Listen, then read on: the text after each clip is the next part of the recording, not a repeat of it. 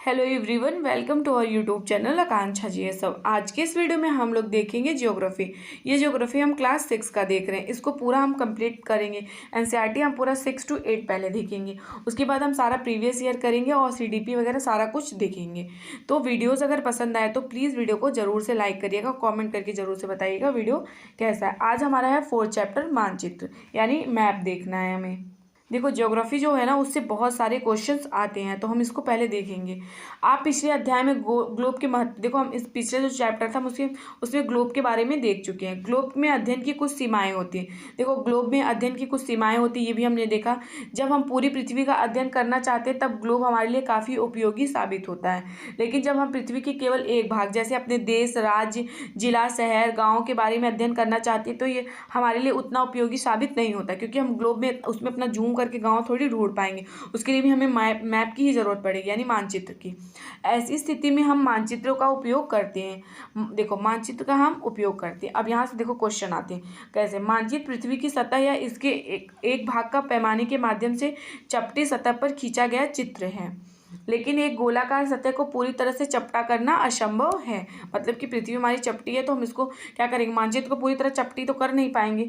मानचित्र हमारी विभिन्न जरूरतों के लिए आवश्यक है। कुछ मानचित्र एक छोटे क्षेत्र को कुछ तथ्यों को दर्शाते हैं। कुछ मानचित्र जो होते हैं ना, वो छोटे क्षेत्र को कुछ तथ्यों को दर्शाते हैं। दूसरे मानचित्र में बड़ी किताब की तरह तथ्य हो सकते हैं।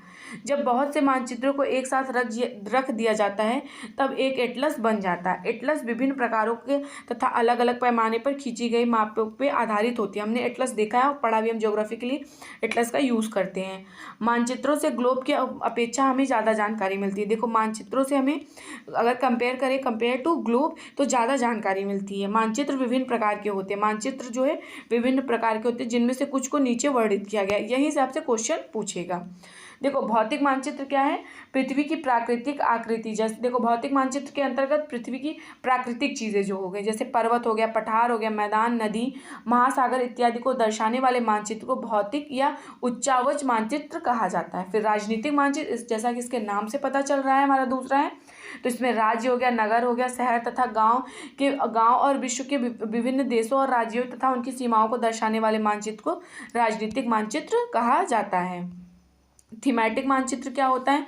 जैसे कुछ मानचित्र विशेष जानकारी प्रदान करते हैं, जैसे सड़क हो गया, सड़क मानचित्र हो गया, वर्षा मानचित्र, वन तथा उद्योग आदि के वितरण दर्शाने वाले मानचित्र इत्यादि को, इस प्रकार के मानचित्र को क्या बोलते हैं? थीमेटिक मानचित्र कहा जाता है। इन मानचित्रों में दी गई सूचना के आधार पर उनका उचित नामकरण दिया जाता है। मानचित्र के 3 घटक हैं। आपसे ये भी पूछ सकता है, मानचित्र के कितने घटक है? 3 घटक है। दूरी, दिशा, प्रतीक। दिशा, दूरी, प्रतीक। ऐसे याद रखिएगा, दूरी दिशा से हमें नहीं याद होगा, तो दिशा, दूरी, प्रतीक। दिशा, दूरी, प्रतीक मानचित्र के 3 घटक हैं। दूरी से क्या होता है? देखो, दूरी मानचित्र का एक आरेखण होता है। आरेखण जो होता है वो दूरी होता है, जो कि पूरे विश्व या उसके एक भाग को छोटा कर कागज के पन्ने पर दर्शाता है। देखो क्या करता है, दूरी जो होता है, मतलब जैसे अब हम बोल देते हैं, अभी हम डायरेक्शन के क्वेश्चंस करते हैं रीजनिंग में, तो हम बोलते हैं 5 किलोमीटर ये इधर चला, फिर उसके बाद वो क्या हुआ, नॉर्थ साइड में चला, इधर उत्तर में चला। तो क्या हम 5 किलो तक पूरा लाइन पूरे पेज में खींचते हैं ना? नहीं। तो हम इसको मतलब माप के करते हैं, उससे कागज के एक पन्ने पर हम दर्शाते हैं। या फिर हम कह सकते हैं कि मानचित्र छोटे पैमाने पर खींचे जाते हैं। मतलब हम ये भी कह सकते हैं मानचित्र जो है एक छोटे पैमाने पर खींचे जाते हैं, लेकिन इसे इतनी सावधानी से छोटा किया जाता है कि ताकि स्थानों के बीच की दूरी वास्तविक रहे।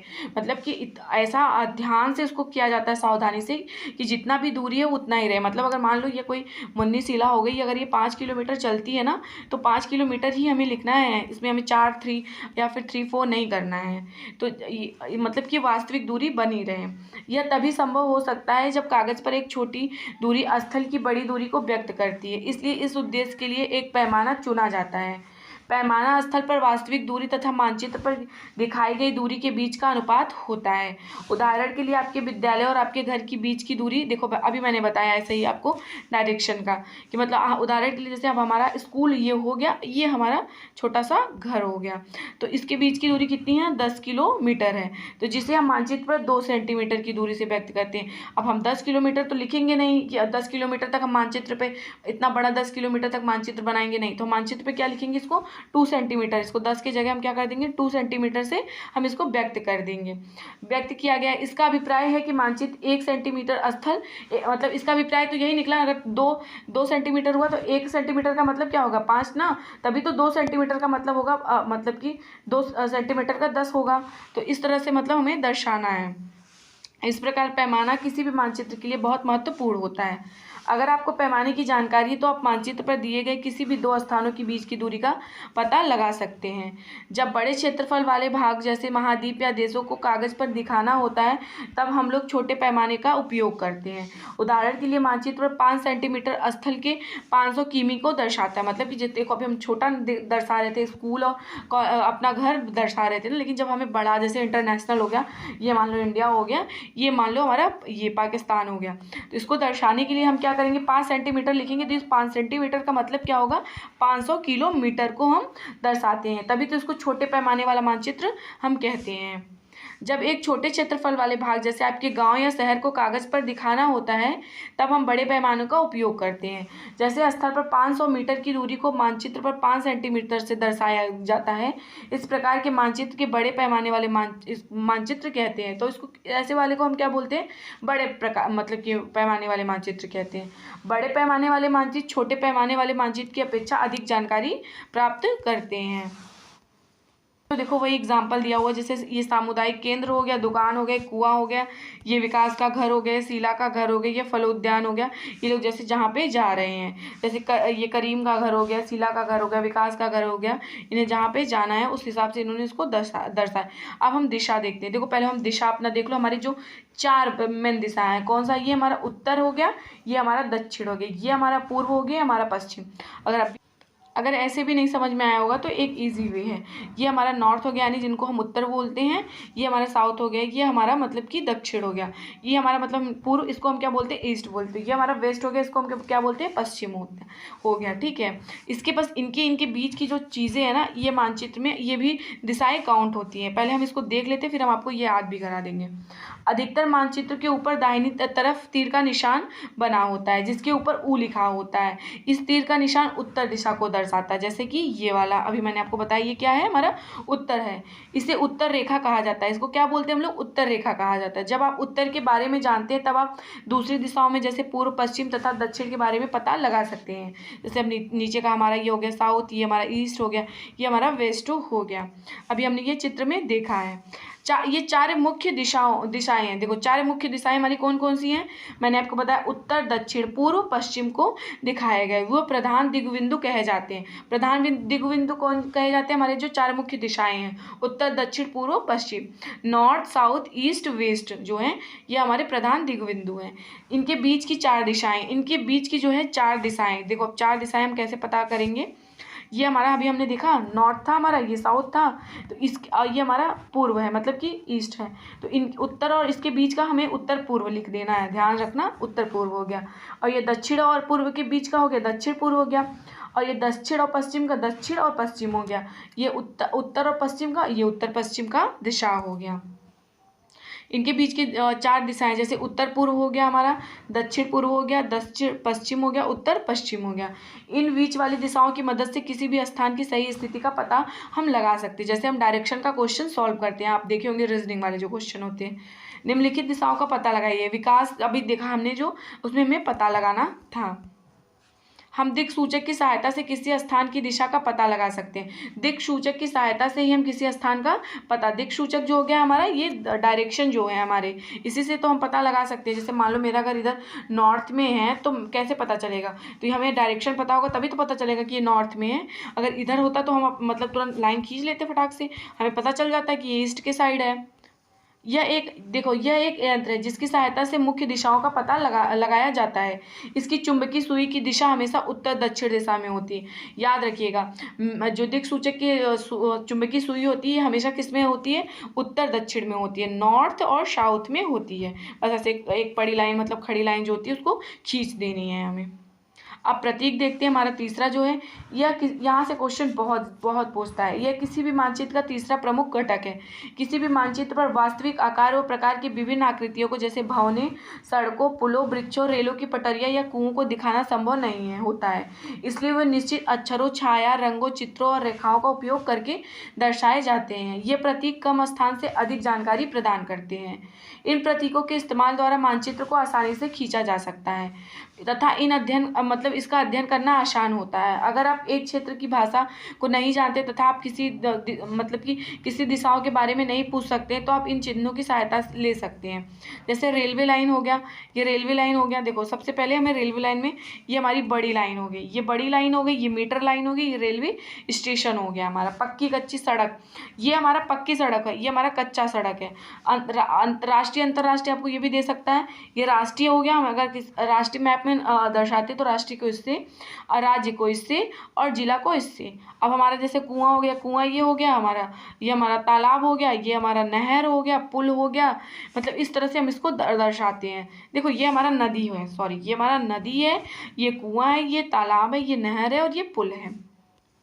अब जैसे हमारा मंदिर हो गया, ये हमारा सबसे पहले मंदिर हो गया, ये गिरजाघर हो गया, गिरजाघर हमारा हो गया, ये हमारा मस्जिद हो गया, ये हमारा छतरी हो गया। अब जैसे पोस्ट ऑफिस है, पोस्ट ऑफिस को हम पीओ लिख लेते हैं, पोस्ट एवं टेलीग्राफ ऑफिस को हम पीटीओ लिख लेते हैं, पुलिस स्टेशन को हम पीएस लिख लेते हैं। बस्ती और कब्रिस्तान को हम ऐसे रेड कलर मतलब इस तरह से जोन से हम दर्शाते हैं। ये हो गया बस्ती, ये कब्रिस्तान हो गया हमारा। पेड़ घास, देखो पेड़ और घास हमेशा ग्रीन ग्रीन होते हैं, हम इनको ऐसे दर्शाते हैं। तो ये हमारे रूढ़ चिन्ह हो गए। कौन से चिन्ह है हमारी? ये रूढ़ चिन्ह। इनके द्वारा मानचित्र से जानकारी प्राप्त कर सकते हैं। मानचित्र की एक विश्वव्यापी भाषा होती है जिसे आप सभी आसानी भाषा से समझ सकते हैं। इन प्रतीकों का उपयोग संबंध में एक अंतर्राष्ट्रीय सहमति है। ये रूढ़ मतलब ये रूढ़ जो है ये रूढ़ प्रतीक कहे जाते हैं, रूढ़ प्रतीक कहे जाते हैं। कुछ रूढ़ प्रतीक 4.3 में भी हमने देखा है दर्शाए गए हैं। विभिन्न रंगों का उपयोग भी इसी उद्देश्य से किया जाता है। देखो अब यहीं से रंग से आपका क्वेश्चन आता है। उदाहरण के लिए समांतर नीले रंग का इस्तेमाल जलाशय, जलाशय के लिए नीले रंग का, इसीलिए देखो पृथ्वी को नीला ग्रह भी कहा जाता है क्योंकि यहाँ पे बहुत ज़्यादा पानी है इसलिए। तो भूरा रंग पर्वतों के लिए, भूरा रंग हमारा पर्वत हो गया। आपको यही देता है मिलाने के लिए कि मतलब इस पानी जलाशय का कलर आपको उल्टा दे देगा, भूरा दे देगा इस तरह से, लेकिन जलाशय का नीला होता है और पर्वत भूरा होता है। पीला रंग हमारा पठार होता है, पीला पठार। पठार में और हम पर्वत में बहुत कंफ्यूज होते हैं, तो पी से पीला, प से पठार याद रखना, और भू से भूरा और पर्वत, तो ये मिक्स ही नहीं हो पाएगा, मतलब कि मिल ही नहीं रहा है। इसके आसपास का लेटर है ये। हरा रंग से मैदान को, हरा तो हम देखते हैं मैदान जो होता है घास वगैरह, उसको हरा रंग से दर्शाते हैं। रेखा चित्र क्या है? रेखा चित्र एक आरेखण है। रेखा चित्र क्या है? एक आरेखण है जो पैमाने पर आधारित ना होकर याददाश्त और स्थानीय प्रक्षेपण पर आधारित होता है। कभी कभी किसी क्षेत्र के एक कच्चे आरेखण की आवश्यकता वहाँ के एक स्थान से को दूसरे स्थान के सापेक्ष दिखाने के लिए होती है। मान लीजिए कि आप अपने मित्र के घर जाना चाहते हैं लेकिन आपको रास्ते की जानकारी नहीं है। आपका मित्र अपने घर के रास्ते को बताने के लिए कच्चा आरेखण बना सकता है। जैसे भी हम लोग के गांव में सीधा हर जगह तो पक्के, हर जगह क्या मेरे गांव में तो वैसे भी पक्का सड़क है नहीं, तो मतलब जो भी है मैं बता रही हूँ आपको, तो हम नॉर्मल बताते हैं ऐसे आना है, इस गली से आना है, उस गली में आना है, ऐसे मुड़ मुड़ के आना है। तो इस तरह से इस प्रकार कच्चे आरेख को बिना पैमाने की सहायता से खींचा जाता है। मतलब कच्चे आरेख को आप कैसे खींचते हैं? बिना पैमाने की मतलब हेल्प से। तथा इसे रेखा चित्र मानचित्र भी कहते हैं। इसको हम क्या बोलते हैं? रेखा चित्र मानचित्र। खाका से भी क्वेश्चन आता है। एक छोटे क्षेत्र का बड़े पैमाने पर खींचा गया रेखा चित्र खाका कहा जाता है। देखो एक छोटे क्षेत्र का बड़े पैमाने पर खींचा गया रेखा चित्र खाका कहलाता है। एक बड़े पैमाने वाले मानचित्र से में हमें बहुत सी जानकारियाँ प्राप्त होती हैं, लेकिन कुछ ऐसी चीज़ें होती हैं जिन्हें हम कभी कभी जानना चाहते हैं, जैसे किसी कमरे की लंबाई चौड़ाई जिसे मानचित्र में नहीं दिखाया जा सकता है। उस समय हम लोग बड़े पैमाने वाला एक रेखा चित्र खींच सकते हैं, जिसको हम क्या बोलते हैं? खाका कहते हैं। तो फिर हमारा ये चैप्टर भी समाप्त हुआ है। एसएसटी का अगर आपको नोट्स लेना है तो आप ज़रूर से कमेंट करिएगा, मैं आपको नंबर शेयर करूँगी। तो अगर वीडियोस पसंद आए तो प्लीज़ वीडियो को लाइक करिएगा, चैनल को सब्सक्राइब करिएगा और वीडियोस को शेयर करिएगा। Thank you.